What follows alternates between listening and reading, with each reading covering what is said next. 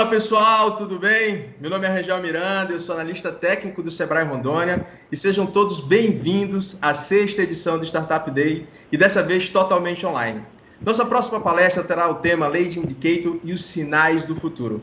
E para isso teremos Eduardo Peixoto, CTO do César, Demetrio Teodorov, Head de P&D Tech na Riachuelo, Denis Fer, CEO da Just a Little Data e dos Pets do Bem, e Anderson Santos, gerente de negócios do César. E aí, Anderson, tudo bem? Está com você e fique à vontade. Olá, pessoal, tudo certo por aqui? Bom, antes de começar, eu queria que todo mundo se apresentasse de uma forma um pouco diferente, sem falar o que cargo você tem, mas sim quem você é de verdade aí. E aí poderíamos começar com o Eduardo. Eduardo, quem é você além do trabalho? Eu sou um cara que gosta de ler muito, assistir cinema e nadar. Esses são os meus principais hobbies. Tem também o de cuidar das plantas, né? Eu gosto de fazer jardim, moro numa casa, tá dando para ver aí talvez, né? Eu gosto muito de passar tempo cuidando de plantas, né? Ninguém conhece talvez esse meu hobby, mas essa é uma coisa que me faz muito bem, me dá muito prazer. Talvez pelo fato de que enquanto a gente está cuidando ali das plantas, né, nos detalhezinhos, cortando uma folhinha aqui, outra ali, a gente está pensando também, está elaborando um bocado de coisa na cabeça. Então, sou essa pessoa, né? Tenho uma família linda, uma esposa com a qual eu sou casado há 30 anos e 2 filhos. O mais velho já tem 26 e o mais novo está com 22. Quase que eu erro agora, 22. Né? Então é isso, essa pessoa é o Eduardo Peixoto. Beleza. Denis, pode falar um pouquinho de você? Claro, muito prazer aí, pessoal. Eu sou o Denis, sou um apaixonado aí por futebol, pelo Corinthians, estou com saudade do estádio, do ambiente de torcida, apaixonado por esportes. Tem um projeto, como você comentou, chamado Pets do Bem, então que tem todo um lado de doação, de causa, né, por trás. Então também sou muito ligado às causas sociais e escolhi a Pet aí como a que eu vou investir aí meu tempo e recursos. E também um amante de coleção, cara. Então, um hobby aí, eu faço coleção aí de algumas miniaturas aí. Cinema, personagem, enfim, bastante coisa aí que eu coleciono. Então esse é um pouquinho do Denis, fora cargos e trabalhos aí. Certo. Demetrio, a gente pode perceber que você gosta de arte, né? Então eu queria que você contasse um pouquinho aí quem é você, além do trabalho. Pois é. Obrigado pelo convite. Eu sou o Demetrio Teodorov. Vou falar um pouco das coisas que me rodeiam, né? Eu sou aficionado por arte. O livro que eu mais curto é o 2001, Odisseia no Espaço. O filme é o De Volta para o Futuro. Eu tenho 2 gatas, 2 cachorros e meu hobby é cuidar do meu sítio. Então, como o Edu também, eu coloco a mão na terra e ocasionalmente. Cara, eu tenho coleções também, eu sou pisciano, né? E com ascendente em peixes também. E eu gosto de ler meu mapa astral no dia do meu aniversário, porque aí eu posso fazer uma revolução solar e viajar e passar meu aniversário em outros locais do mundo para poder curtir uma nova energia. Então eu tento fazer uma mudança no meu futuro dessa forma. Então esse é o Demetrio.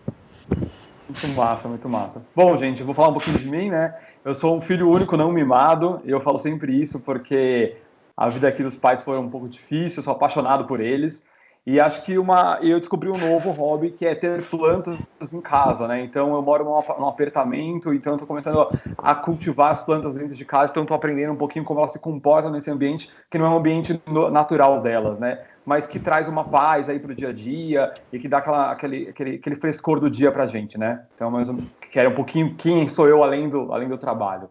Bom, já queria começar um pouquinho falando com o Demetrio aí da Riachuelo. A gente tem percebido que a Riachuelo tem feito várias mudanças. A gente começa pela marca, né? Que vocês deram uma simplificada na marca. A gente vê o posicionamento de vocês em relação a redes sociais. Eu tenho sido impactado diretamente com isso, porque eu estou no Instagram e vocês abriram um novo modelo de negócios que, além de vender roupa, é vender coisas para casa, que eu estou nesse momento casa, né? E aí eu queria saber de você, o que você entende do mercado como um todo, se vocês entendem que vocês estavam perseguindo esses leading indicators, ou se vocês estavam trabalhando um pouco mais no sentido de mudança da estratégia da companhia, né? E se você puder também, eu acabei pulando um pouquinho, mas se puder um pouquinho definir essas coisas para o pessoal aí, acho que seria bom. Tá. Bom, os indicadores, nós já acompanhávamos alguns indicadores de futuro, meio que baseados na nossa estratégia, né? E nesse novo momento, foi apenas acelerar o que já estava acontecendo. Então, a área de P&D Tech, eu vou falar dentro desse contexto, né? E vou ramificando pelo que acontece aí da sua pergunta. Nós somos um hub em que nós estudamos tendências, nós olhamos comportamento e escutamos rede social. Então, isso é o nosso insumo para criar indicadores de awareness, né? Assim nós conseguimos olhar o que está acontecendo, né, ao nosso redor, para começar a trazer algo de futuro relacionado à tendência a comportamento, né? Então, como nós trabalhamos puramente em squad, né, diversidade faz muito parte desse negócio, então, trabalhando com times multidisciplinares, cada um tem uma cultura, traz sua lente, sua visão diferente, e essa escuta com o olhar do cliente no centro, né? Então, quando você tem um cliente dentro da sua jornada, de maneira real, né, essa escuta existe, você consegue começar a criar clusters, né, de experimentações, né? Então, questões que agora, nesse momento, foram alavancadas, por exemplo, o comando de voz, né? Nós estávamos estudando comando de voz no ano passado e agora vai se acelerar, né? A Riachuelo é a primeira empresa de varejo a ter, de moda, a ter um skill na Alexa, né? Por quê, cara? Porque a gente vai ter medo de ter relacionamentos, né, com equipamentos, né? Então, um comando de voz aí é algo que a gente já estava estudando. Lojas automáticas, com pagamento com reconhecimento facial e reconhecimento de voz. Então, isso se acelerando. Então, cara, acontece que para a gente olhar o futuro, né, ter indicadores, né, de comportamento e começar a testar alguma coisa agora, né, é realmente o papel, né, de pegar o futuro, trazer para o presente e fazer pequeno e com comportamento muito bem amarrado, né, porque nós atingimos milhões de pessoas, né? E aí, quando você começa a escutar, você começa a entender qual que é o tipo de produto a pessoa está querendo, né? Nós vivemos num momento pós-consumo, né? Hoje você pede um celular, aí amanhã você já quer uma capa de acordo com a sua ultra personalização, né? Então você falou da Riachuelo Casa. A Riachuelo Casa foi uma solicitação mesmo, uma escuta, né, de clientes. E agora nós começamos com uma linha de pet, que também é uma escuta de uma necessidade do cliente, né? E aí você começa, uma questão muito forte para a gente foi entender a proximidade, né? O nosso cliente queria uma proximidade de alguma forma, né? E as lives foram o nosso veículo de encontrar o nosso cliente de uma forma muito mais viva, né? E com simplicidade, né? E simplicidade faz parte do negócio quando você olha o cliente, né? E o nosso app, ele tem o UX muito bacana, muito parecido com o Instagram, né? Então, quando você tem uma linguagem que acelera junto com o cliente, né? Você está fazendo a resiliência e realmente, né? Trazendo uma facilidade para a vida. Sim, perfeito. E aí, quando a gente fala dos indicadores de futuro, né, que a gente pode tentar traduzir de uma forma mais ou menos assim, a gente está pensando que quanto mais diverso esse time for, mais indicadores e mais uma peculiaridade de cada realidade vai ser trazida para dentro desse time, né? Então, quando você falou da diversidade dos times, é muito bom pensar que você vai ter um engenheiro e você vai ter um designer. E quando você tem essas duas visões, são duas visões de mundo completamente distintas e que elas têm percepções de futuros distintas, né? E que em algum momento essas percepções podem convergir. E nessa convergência é onde você consegue observar algumas mudanças. Então, por exemplo, vocês já vinham testando a parte de voz, né? E a gente vê que tem várias empresas que vinham trabalhando com essa parte de voz, e agora o voz virou agora, né? Porque a gente não pode tocar mais em nada, né? Então a gente esse tipo de percepção, né? A gente pensar em coisas que a gente tem que estar estudando e estar entendendo para que a gente consiga virar a chave propriamente dito no momento exato, né? E aí eu queria só complementar a sua pergunta, era a pergunta que eu fiz para você, pensando que vocês têm lá hoje um modelo de dados, provavelmente você tem milhões de dados sendo trazidos de vários lugares, certo? E aí eu queria entender com vocês como vocês trabalharam com esses dados do passado, né, que são os lag indicators, e fizeram algumas correlações no futuro. E aí depois eu vou trazer um gancho aí para o Denis tentar falar um pouco mais sobre isso, tá bom? Tá, cara. O que aconteceu foi o seguinte, né? Desde o dia 10 de março, nós estamos com várias comitês de urgência, né?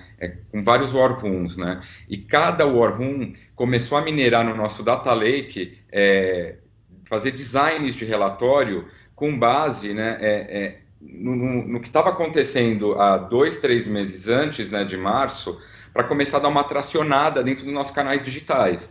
Então, foi bem assim, a área de dados virou como se fosse um self-service, né, para os times, para as squads de emergenciais, né, começarem a consumir, né, e foi muito interessante, porque essa jornada que aconteceu meio no susto, e a área de dados foi a mais privilegiada, porque ela se automatizou muito rápido, né, então você acaba entendendo, né, que dados, eles fazem parte mesmo tem que fazer parte da rotina dos executivos, né, e aí começam a surgir outras necessidades, né, dashboards mais amigáveis no nosso dia a dia.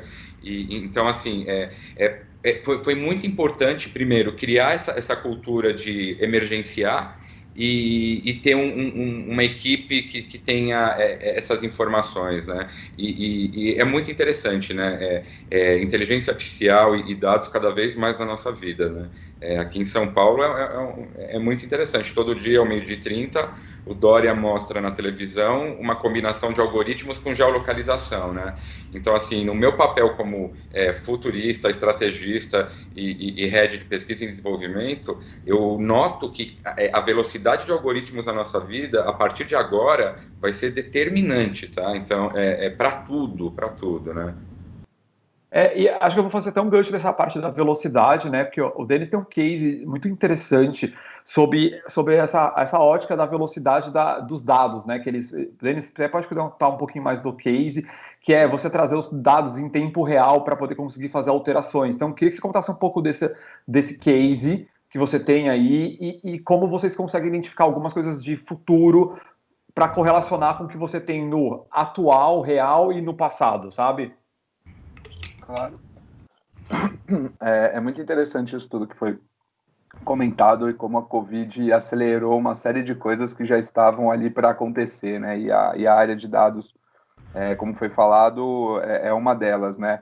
Ela, infelizmente, com todo esse movimento, ela acabou sofrendo um impacto positivo, né? Ela ganhou força, ela ganhou investimento, ela rapidamente precisou de equipe, e aquelas empresas que estavam minimamente estruturadas para isso saíram certamente na frente, né?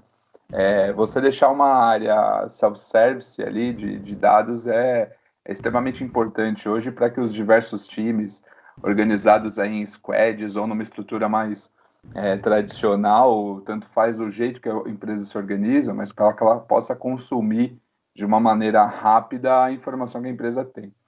E essa informação, como você falou, né, essa informação ela precisa estar disponível e ela precisa estar correlacionada, né? Você ter os seus indicadores normais, padrões de negócio, os seus KPIs ali de acompanhamento do teu business e colocar junto com eles os indicadores aí, vamos colocar de futuro, os indicadores de tendência, você ficar monitorando o que está acontecendo com o teu business, com a tua indústria, com seus competidores, até com as startups que estão vindo naquela tua indústria, né? Porque aquilo pode impactar diretamente o seu negócio. Então, hoje, um executivo que, com esse mundo tão rápido que a gente vive, de tantas mudanças, que não está acompanhando os shares de vendas daquele produto que mais ele vende, né? Putz, dobrei de venda no produto A aqui. Só que o produto A está sendo 30%, 40%, 50% menos procurado pelos consumidores, é um cara que está ali sério, ele está olhando num curtíssimo prazo, né?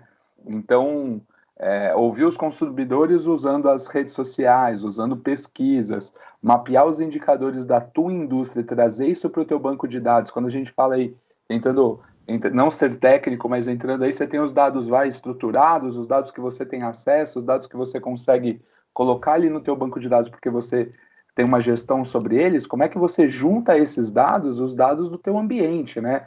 Se faz mais sol ou chuva, tem empresa que vende mais ou menos cerveja, mais ou menos refrigerante. Então, quais são os dados do teu ambiente, da tua indústria que você precisa acoplar ao teu business, aos seus indicadores, à mesa dos heads da empresa, que eles acompanham essas tendências de futuro. E às vezes não é um futuro daqui 10 anos que a gente não sabe exatamente como é. Às vezes é um futuro de 6 meses, às vezes é um futuro de 3 meses e que pode ter um impacto direto no teu business. Uma startup nova que lança um produto novo que pode quebrar teu negócio, né? Então você precisa acompanhar isso. E esse acompanhamento, muitas das vezes, como você comentou, ele é um acompanhamento em real time, né? Um acompanhamento em larga escala e em tempo real. Então, a Just tem alguns clientes aí de grandes indústrias que fazem esse tipo de acompanhamento, que a gente estrutura esse tipo de indicador, traz isso para banco de dados, correlaciona esses indicadores com os principais indicadores da empresa, para que o executivo de uma área específica ou o C-level ali da empresa tenha conhecimento do como está o business dele, crescendo, olhando só o próprio business, e como está o business deles perante o mercado e o novo mercado que a gente tem hoje.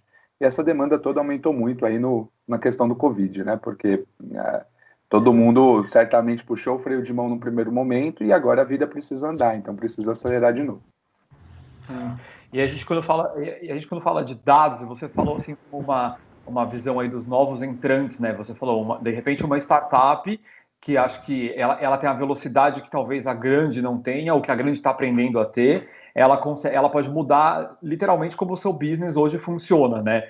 E aí eu queria perguntar para o Edu como que eu deveria monitorar esse campo, né? Eu como uma empresa grande ou como uma empresa média, como eu consigo ver isso, né? E como que eu posso pensar nesse posicionamento dessas startups como um novo entrante, um parceiro, né? E quais mais indicadores a gente poderia pensar, assim, de uma forma geral, claro que a gente entende que para cada empresa ela tem a sua própria estratégia, ela tem a sua própria meta e ela tem que pensar na sua meta e na sua estratégia para poder pensar nos indicadores, tanto nos indicadores que está acontecendo ali na sua empresa, como receita, mas também pensar nos indicadores do mercado, como o mercado tem se comportado, né? E aí eu queria que o Edu falasse um pouquinho dessa relação aí com as startups de uma forma geral e como ela se relaciona com toda essa mudança total.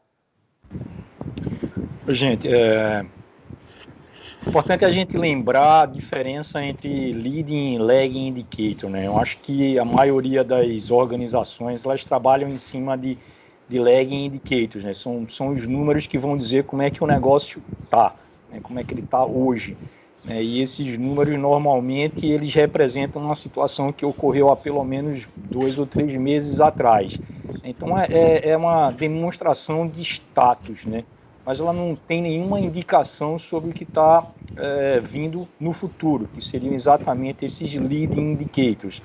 Hoje a gente tem como ativo principal, talvez nas empresas, muito mais as coisas físicas, né? Principalmente agora nessa época de isolamento, do que os dados, né? A possibilidade da gente capturar dados, a quantidade de dados que a gente pode capturar da rede ou através dos próprios produtos que a gente vende é imensamente maior do que você conseguia fazer no passado, né? Mas a dificuldade de transformar esses dados exatamente nos leading indicators, ou seja, naquela informação que vai me ajudar a tomar uma decisão, é o ponto da questão, né? Os dados eles estão aí em abundância, mas conseguir entender e interpretar a partir deles o que é que vai acontecer para frente é todo o X da questão. A gente está falando de empresa aqui de qualquer tamanho. Eu acho que a dificuldade das empresas, exceto algumas que já vêm trabalhando com dados há muito tempo, né, é a mesma. Está todo mundo começando. E talvez pouca gente compreenda que nem sempre a gente precisa de ferramentas muito sofisticadas. Se a gente conseguir mapear muito bem qual é o contexto de negócio da nossa empresa, né, quais são aqueles fundamentos de negócio, né, que se mudarem rapidamente, eles vão provocar uma ruptura no meu negócio, eu posso tabelar isso e posso, a cada 3 dias, a cada uma semana, 4, 5 indicadores importantes, eu estou levantando esses números e entendendo o futuro um pouquinho a partir deles, né? Então, não é alguma coisa assim do outro mundo, né? Obviamente, com o tempo você pode sofisticar, e quanto mais você sofisticar, melhor. Mas uma planilha Excel e uma boa reflexão, né, sobre o teu negócio, entender quais são os fundamentos, porque normalmente nesses fundamentos é que estão os pontos cegos, né? Eu digo ponto cego porque é aquilo que você acha que sempre vai estar ali, né? E de repente muda aquilo e você, meu negócio não funciona mais, porque aquilo ali mudou, né? O que a gente está vendo agora com isolamento é exatamente isso. A maioria das empresas, elas dependem do local físico, né? Muitas das métricas de diversas empresas é a quantidade de pessoas por metro quadrado ali. Então, se olha para um shopping center, para uma loja, né, a rentabilização do metro quadrado, né? Uma escola mesmo, né? Quanto mais gente dentro de uma sala de aula, mais rentável é aquele negócio, né? E isso mudou de repente e ninguém estava preparado, porque é um fundamento, ninguém esperava que o local físico deixasse de ser relevante da noite para o dia, né? Então, entender esse contexto de negócio e principalmente trabalhar, isso é muito difícil para a gente, trabalhar esses pontos cegos, né? O que eu chamo de fundamentos do negócio, porque a gente assume que eles vão estar ali para sempre, né? Que é a coisa mais difícil, né? E quando eles mudam, né, é onde estão as oportunidades, né? Tanto para a gente se adaptar, mas se a gente não conseguir se adaptar, eventualmente uma empresa mais ágil, normalmente uma startup, nesse momento, ocupar o espaço, né? Então, esse é o momento, né? Essa mudança que aconteceu agora, ela foi muito rápida, né? Muito embora eu ache também que nós, até talvez por estarmos muito acostumados a trabalhar com os lagging indicators, não tomamos as devidas medidas com o tempo, né? Todo mundo começou a ver a China se movimentar, construir o hospital ali, eu acho que em janeiro, fevereiro, certamente antes do carnaval, eu lembro disso. Então, os países aqui do Ocidente tiveram pelo menos 2 meses, tá entendendo? Para comprar máscara, para comprar respirador, para equipar hospital, reforçar os profissionais de saúde, e todo mundo ficou achando que aquilo nunca chegaria no seu local, ou não achou que chegaria, ou não se antecipou, né? E era um sinal claro de mudança ali, né? Então, nessas mudanças rápidas, né, quem está acompanhando esses indicadores de futuro sai na frente,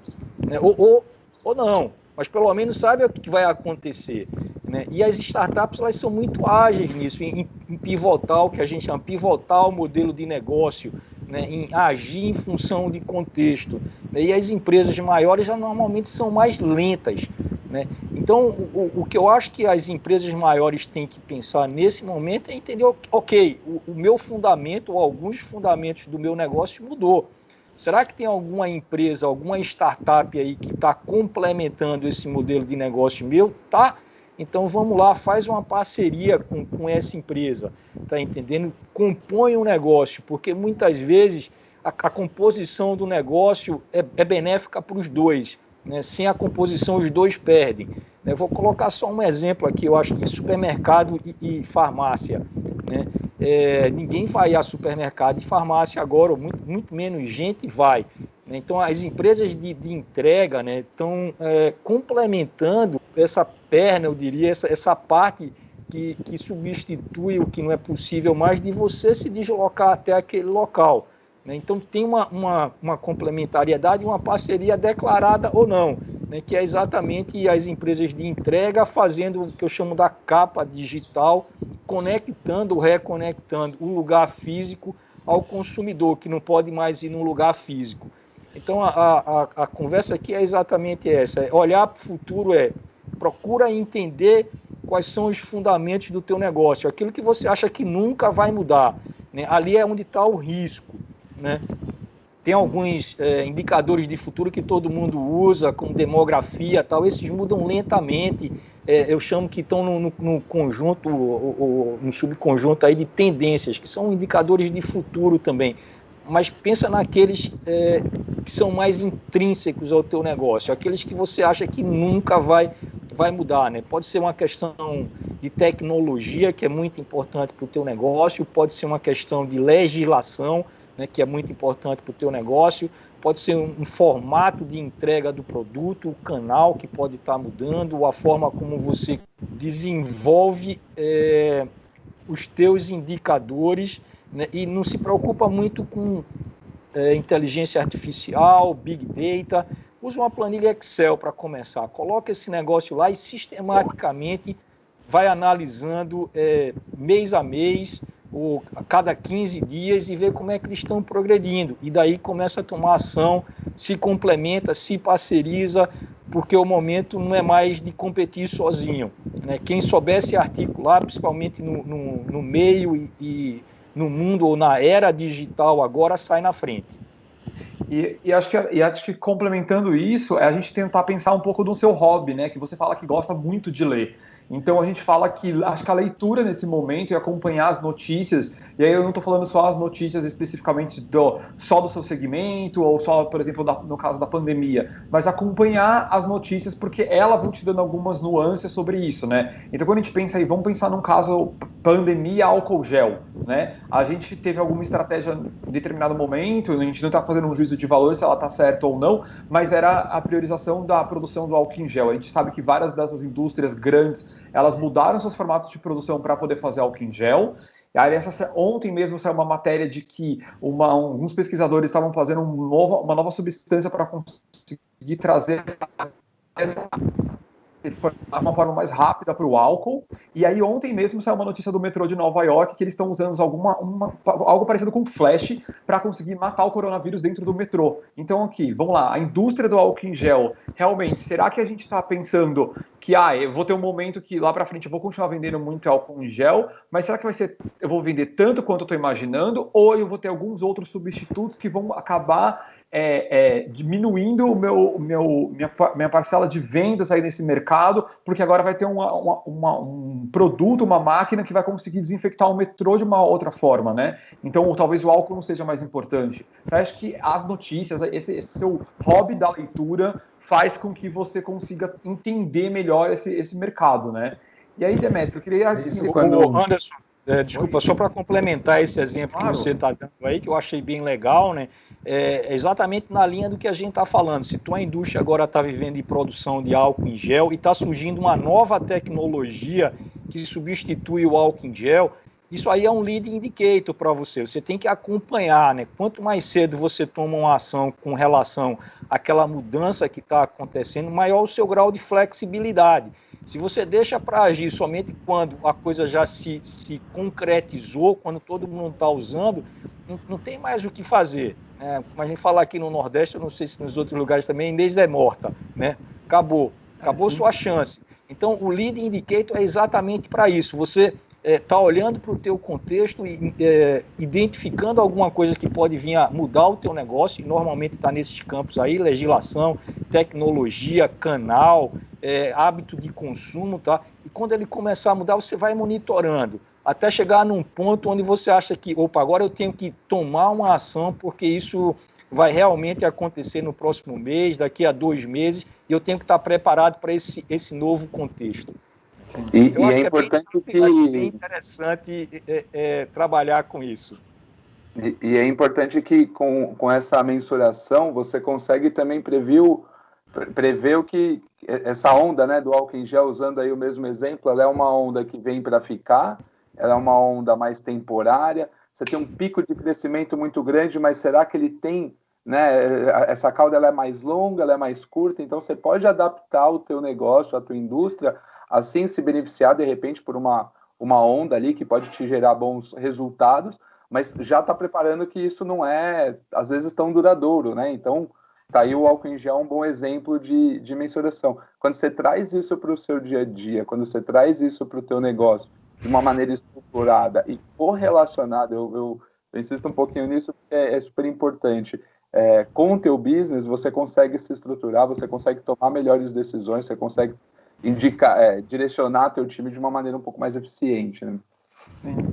E até acho que a gente pensar ninguém melhor que você para conhecer seu próprio business, né? Então, se você está nesse meio, ou você conhece muito, ou você está aprendendo, está fazendo e está aprendendo, porque você vê uma oportunidade de negócio ali, e aí você tentar, acho que eu falo muito do papel, né? Bota isso no papel, quais são essas principais atividades que o Edu falou, essas estratégias, suas metas, o que é core para você, e tenta correlacionar coisas que não fazem parte da sua realidade, né? E aí, acho que quando o Edu falou da planilha, eu acho que a gente podia até colocar como essa parte do Lead Indicator, além da planilha, a gente tem que entender que isso não é um indicador como você vai olhar a receita, né? Não é uma coisa concreta, não é uma coisa que vai estar 100%, não vai ter uma regra de cálculo sempre igual. É uma coisa muito mais soft, né? A gente não está falando que a forma de calcular EBITDA não vai ser igual, vai ser uma coisa mais sensibilidade e escuta, né? Então eu vou fazer link do Edu falando de controlar com uma planilha,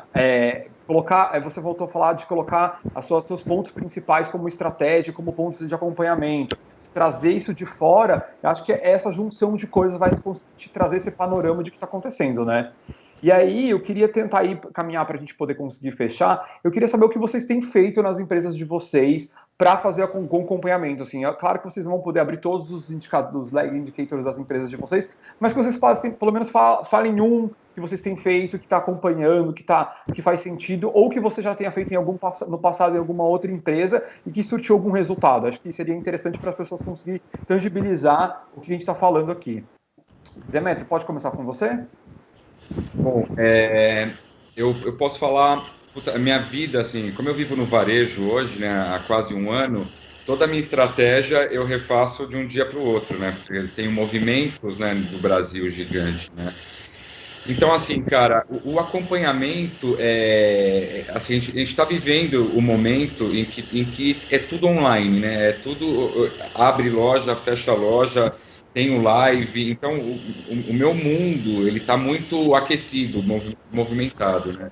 Então, assim, cara, é reunião todo dia, de maneira focada, rápida, buscando os KPIs de ontem, comparado com de anteontem, e já tentando planejar o que vai acontecer amanhã. Então, por exemplo, o nosso KPI, nós acompanhamos a nossa venda online e a nossa entrega hoje de maneira full, né? E tentando entender agora, nesse mundo 2.0, né? Qual que são esses novos KPIs, né? Será que é o KPI em que eu tenho que trazer o digital, o físico para dentro de casa, né? E aí a transformação dos assets digitais e o varejo dentro de casa, né? Então, assim, esse momento, sendo super sincero com você, os nossos KPIs, eles estão meio que nascendo dia a dia e se reformulando, né? Eu acho que a gente só vai ter os KPIs refeitos, eu acho que a partir do segundo semestre, tá, que a poeira vai baixar, as coisas vão ficar mais claras, né, tanto economicamente quanto sanitariamente. Então, assim, o nosso olhar hoje de KPIs também não intangíveis, sabe? Qual que é a resiliência da marca que vai deixar depois do Covid, né? Então, assim, agora começam a surgir novos KPIs de futuro, né? Novos indicadores que tem que ser colocado na mesa, né? Então, assim, o impacto das novas mídias, né? A queda dos influencers, né? Então, assim, esses comportamentos. Então, como eu escuto, o meu papel é escutar muito o consumidor e fazer isso em sumo do indicador meu diário, né? Eu sigo meio que a voz do cliente com comportamento e tendência. E aí, como o Edu disse, é um caldeirão da bruxa, né? Nós montamos esses KPIs de futuro conforme a nossa estratégia de olhar, né? Então, às vezes, é muito interessante, o Edu tá rindo, é verdade. É um KPI que vai desde a moda e passa, cara, até a parte da fábrica, né? Que vai até um banner na internet, né? Então, é tudo muito cadeia, né? Como é uma empresa muito... tem uma cadeia de valor muito longa, né? Então, ela, desde do fio até a última parcela, então tem um olhar de ter esses points aí com o olhar do cliente. Perfeito, perfeito. Denis, fala pra gente aí o que você, como um cara de dados, poderia dizer que empresas comecem a prestar atenção em alguma coisa específica, ou algum caminho para ela poder seguir aí? Acho que eu vou fazer um exemplo antigo que a gente hoje já virou realidade para tentar demonstrar isso. Acho que eu vou de dois exemplos. O primeiro é que empresas que 4, 5 anos atrás, principalmente do mundo de varejo, que não fazia a venda direta para o consumidor final, começaram lá aquela corrida do first party, né, que todo mundo falou, a corrida pelos dados do consumidor. Hoje estão muito melhores preparadas para esse futuro. Então, elas entenderam lá no passado que ela não detinha a ponta, né? Eu produzo o produto, mas não sei o que vendo para o meu computador. As grandes empresas de varejo, por exemplo, aí, CPG e tudo mais, e começaram a trabalhar isso, hoje estão melhores preparados. Então, naquele momento, identificaram uma mudança de futuro, o comportamento do consumidor, o poder que o consumidor tem nessa decisão, a influência que ele tem na decisão de compra, o jeito diferente que ele estava começando a consumir produto, hoje já estão melhores preparados. Acho que é um bom exemplo do pessoal olhando o passado e algo que virou realidade. A Just é uma empresa de prestação de serviço, então, abrindo um pouquinho dos nossos números aqui, a corrida grande que teve para automação de processos, automação de relatórios, automação dos algoritmos, coisas que o pessoal usava ainda meio que como lab e que de repente precisou ir para a linha de produção, é uma demanda muito latente. Então a gente já foi, a partir do momento que começou essa história, fevereiro, março, a gente começou a se preparar, porque a demanda aumenta com relação a esse tipo de serviço, mas eu sei também que é um serviço que ele precisa ser internalizado, né? A gente, como uma empresa de dados, entende o valor dos dados, então não dá para a Riachuelo, aí, por exemplo, terceirizar o trabalho com uma empresa como a Just e isso ser o resto da vida. Eu entendo que eu sou um step de acelerar a maturidade de uma empresa com relação a dados e depois eu ajudar essa empresa a internalizar esse processo e tirar meu time de campo. Então, quando eu estou olhando aí para frente os indicadores aí de futuro, eu entendo que esse é o meu papel de serviço hoje. Eu não posso me amarrar, não, vou fazer um contrato aqui, vou ficar 10 anos com a empresa. Eu não vou. Eu sou um serviço ali temporário e se ela entender de fato o valor dos dados, em algum momento ela vai internalizar isso. Então, como que eu monto produtos para, inclusive, ajudar o processo de internalização, de contratação, de organização, de governança desses dados dentro da própria companhia, até que eu possa tirar o time de campo. A gente tem alguns contratos, inclusive, que o nosso time alocado no cliente, ele pode ser contratado pelo cliente, está ali em contrato, de acordo com algumas cláusulas e tudo mais, mas, poxa, em algum momento eu quero que esse time seja meu time, não um time prestador de serviço. Então, esse é um pouquinho do que a Just faz, olhando um pouco desses números e se prepara para o mercado, né, e olhando esses números aí para frente. E as grandes empresas, como você falou de dica, né, cada negócio é um negócio, B2B, B2C, né, a gente às vezes leva o exemplo muito para o B2C, mas tem um B2B aí muito pesado e sofrendo também com essas mudanças todas, mas eu ainda acho que ouvir o cliente, né, seja ele B2C ou B2B, tanto faz, é um caminho extremamente importante. Você criar ferramentas, criar processos de escutar o que esse cara está falando, criar pesquisa, criar questionamento, criar conteúdo para ver o que ele está absorvendo e o que ele não está, para você entender para que caminho eles estão indo. É um dos mais eficientes aí negócios a serem montados pelas empresas. Tem um custo, sim, não é resultado imediato, Demetrio, acho que entende aí que não é um negócio assim que daqui a um mês você tem ROI nessa ação, não é isso, mas você vai errar algumas vezes, você vai escolher caminhos errados, o importante é corrigir rápido esse caminho e continuar escutando esse cliente, porque quando você acerta 1, 2 vezes, o resultado daquilo paga todo esse aprendizado, né? Então, acho que essa aí é um pouquinho do direcionamento. Tá certo. Bom, eu vou pegar algumas palavras que você disse. Vocês disseram ouvir o cliente, então a gente falou um pouco também de ROI, resultado rápido. A gente está falando também de que a gente ajuda o cliente e não necessariamente, né, não necessariamente você vai ficar para sempre lá com esse casamento. Não é um casamento, né? Na verdade é um relacionamento rápido aí. E aí a gente vê que isso o César faz o tempo todo, certo, Edu? Então o que você entende de que como a gente consegue dentro das ofertas do César, dentro do trabalho que o César faz e dentro de que outras empresas poderiam fazer também, como elas podem trazer isso para os próprios clientes, né? Então, quando a gente está falando isso, a gente está pensando, poxa, eu estou pensando sempre no meu business, como eu ajudar o meu, como eu crescer ou como eu superar a crise. Mas eu também posso pensar que essa empresa ela pode ajudar o business que ela atende, como o César ajuda, assim como uma startup também ajuda. Então, eu queria que você comentasse um pouquinho mais de como a empresa em si também pode tentar ajudar esse business que ela atende, pensar nesses lagging indicators para esse business que ela entende, que ela atende, sabe? E não pensar só nela, mas ela pensar no cliente dela também. Legal. Bom, o César tem, na sua maior parte da receita, um negócio B2B. Né? A gente trabalha direto com outras empresas que, por sua vez, trabalham com outras empresas ou então direto com o mercado. Né? E boa parte do que a gente faz está dentro de um mercado específico, que são indústrias de eletrônica, né? Então, um leading indicator muito bom para a gente é exatamente saber o nível de consumo, né, nesse mercado. Né? Isso é uma indicação para a gente de quanto que a indústria vai continuar trabalhando conosco. Mas o melhor, como o Denis falou e que você está perguntando aí, é a conversa que a gente tem junto com e a importância aí do gerente de negócio, né, de vendas consultivas, junto com o cliente. Né? Conversar com o cliente muitas vezes traz uma informação muito mais valiosa do que você consegue capturar na rede ou em relatório, porque isso aí também tem um delay. Né? Então, quem está na ponta, quanto mais na ponta você está colhendo ali a informação, mais valiosa é aquela informação. Obviamente, você tem que dar uns filtros, porque enquanto o sinal é fraco, como a gente sabe, tem ruídos, né? Então, o que um está sentindo, vários outros não estão, e aquilo ali pode se confirmar ou não.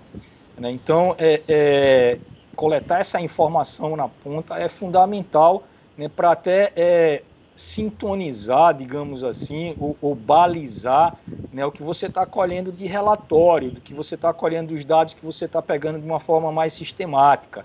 Né?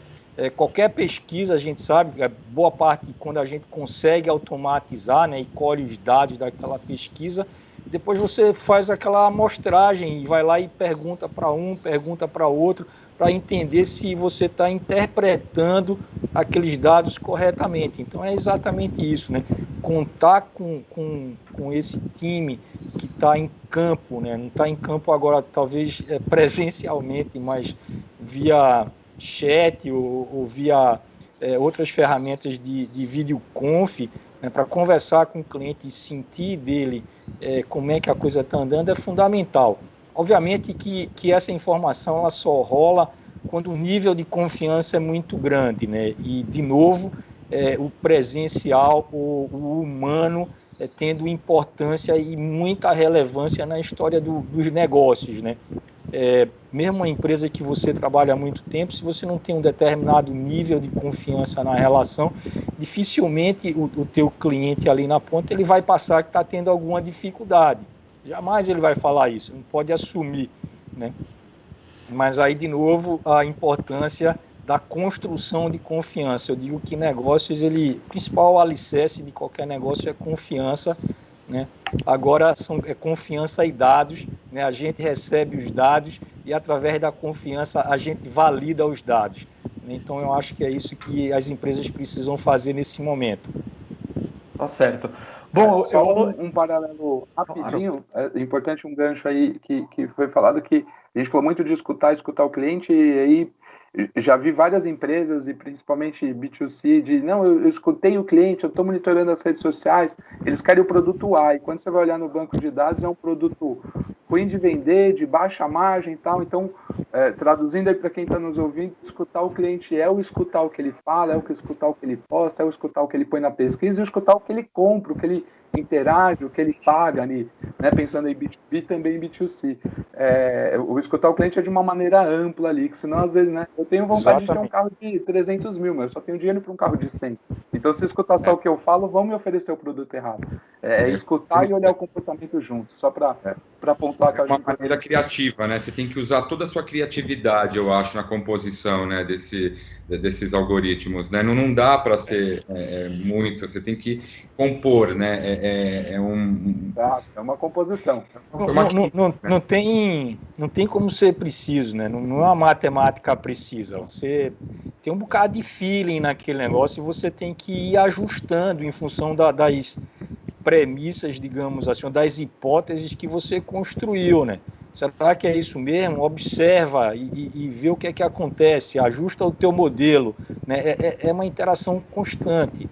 E o modelo também ele vai evoluindo em função do que você está coletando e que você está interpretando. Né? Não tem preto no branco aqui, não é ciência exata ou meia exata, né? Talvez usar a ciência exata para fazer uma coisa meio exata. Alguma coisa por aí. E acho que a gente para pensar, é uma ideia de que eu não posso tirar da frente minha estratégia e minha meta, né? Porque por mais que eu escute o meu cliente, e aí o exemplo que o Denis deu é muito bom, eu estou escutando ele, mas será que o que eu estou escutando dele está alinhado com a minha estratégia, com as minhas metas? Não estou falando que a gente não pode mudar a estratégia e não pode mudar a meta, mas é a gente alinhar, porque realmente se a gente está entregando valor, se a gente está trazendo receita, é pensar em tudo isso, né? Porque senão a gente acaba escutando o cliente, a gente acaba indo para um caminho, virando para a direita ali, para a esquerda e mudando o caminho que a gente queria percorrer, né?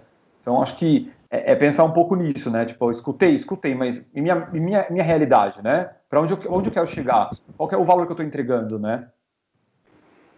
Bom, eu anoto algumas palavras que vocês falaram durante a conversa para a gente poder tentar dar uma cara ou uma forma para o indicador, né?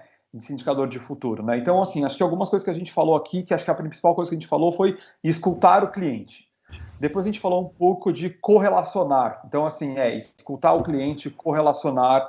A gente também falou um pouco de ROI, a gente citou em algum momento o ROI. Então, a gente entende que talvez esse indicador não vai te materializar um ROI hoje, mas ele vai te trazer alguma nuance de alguma coisa, né? Se você tem dado, você tente correlacionar o dado que você tem. Se você não tem o dado ainda, porque você está começando, mas que você escute, então você leia, que você vai procurar essas correlações que a gente sempre está fomentando aqui com outras áreas, até com a sua área, né? Então acho que são algumas palavras aí. Se quiserem adicionar alguma frasezinha a mais para tentar dar um formato para isso, acho que podem contribuir. Ô Anderson, eu só queria fazer uma complementação. Na verdade, eu esqueci na hora de falar de ROI, né?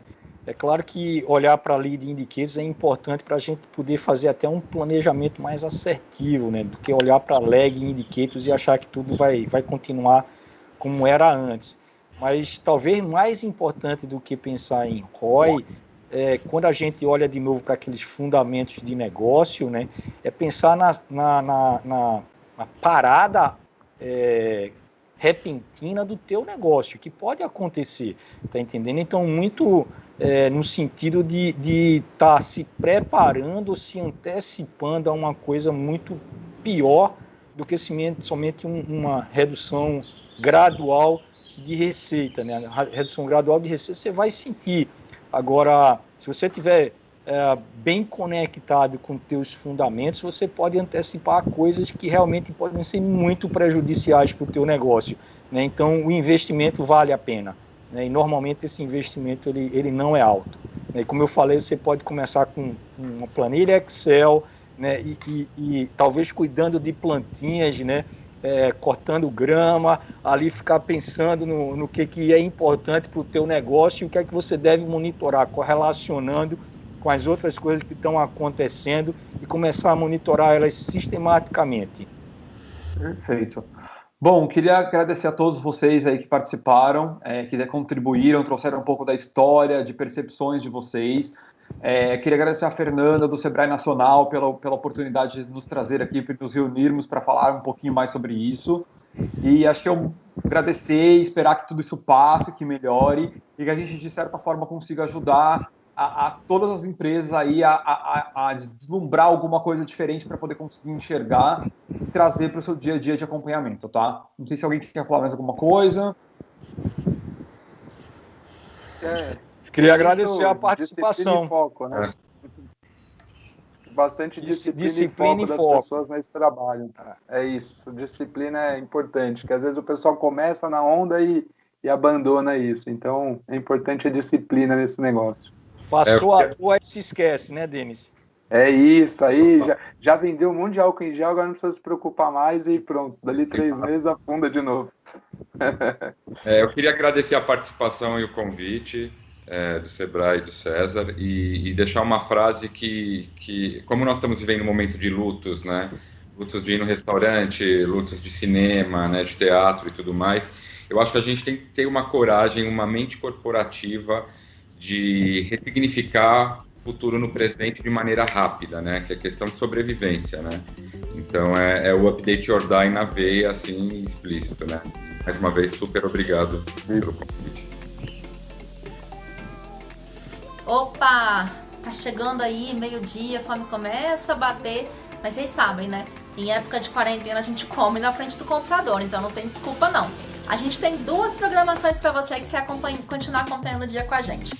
A primeira programação acontece no palco de Ecossistemas. Ela é uma painel de discussão onde você que quer continuar acompanhando mais conteúdo e etc, está convidado a participar. Agora, se você quer uma programação um pouquinho diferente para mudar e sair da rotina, a gente vai começar agora, meio-dia, no palco principal, o nosso Demo Day Like a Boss. O que é o Demo Day Like a Boss?